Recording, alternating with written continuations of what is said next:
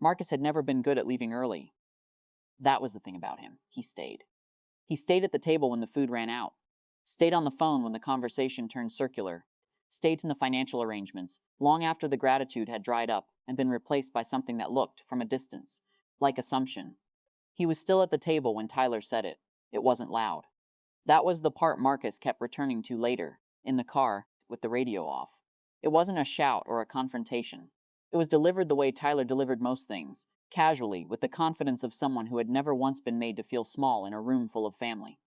"That's Marcus," Tyler had said, gesturing with his cup toward the edge of the yard where Marcus sat. "The sad uncle who buys love." Somebody laughed first, then somebody else.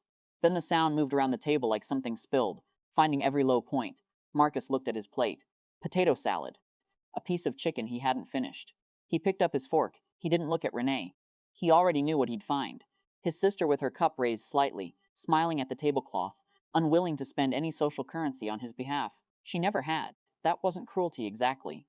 It was just the shape her love had always taken.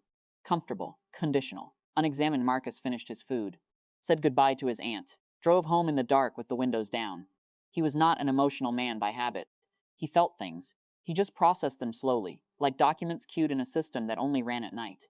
By the time he pulled into his driveway, he had moved past hurt and arrived somewhere quieter. A kind of assessment. He sat at his kitchen table with his laptop and opened the folder he had never shown anyone. 11 years of records. Not because he was building a case, he hadn't been. He kept records because he kept records. It was how he was built. The folder held everything. The cosign on Tyler's lease in 2021. The car insurance policy he'd added Tyler to in 2022, after the incident with the old Civic. The 5-line family phone plan he'd absorbed 2 years ago when Renee said she was between jobs. He scrolled through it without drama. He wasn't looking for validation. He was just looking. He closed the laptop at 11:47 p.m. and went to bed. Monday morning, before his first meeting, Marcus made 3 calls.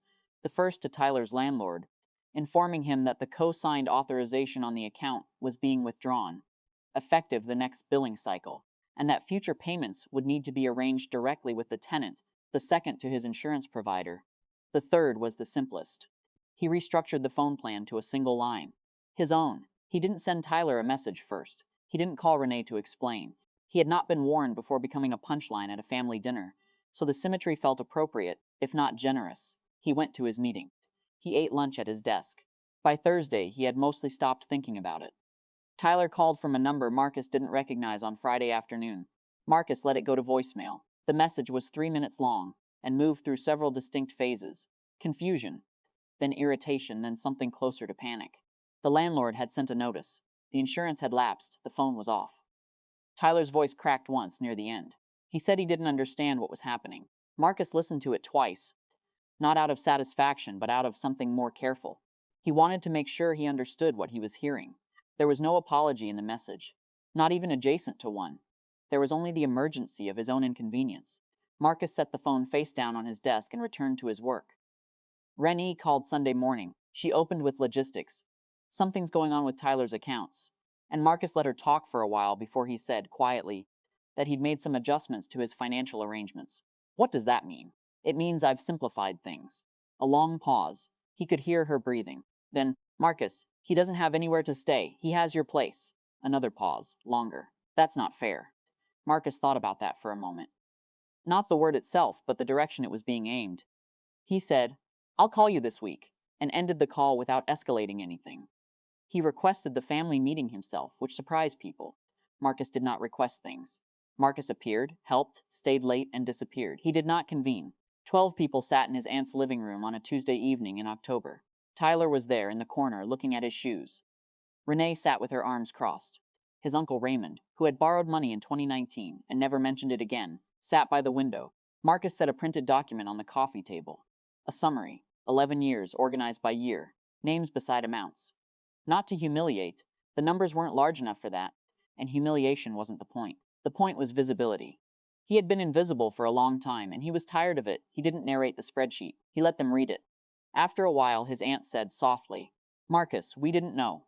"I know," he said. And he believed her, which made it worse in a way he couldn't fully explain. He told them he was working with a financial advisor to restructure everything going forward.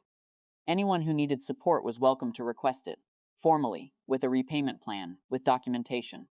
He wasn't closing the door. He was changing the hinges.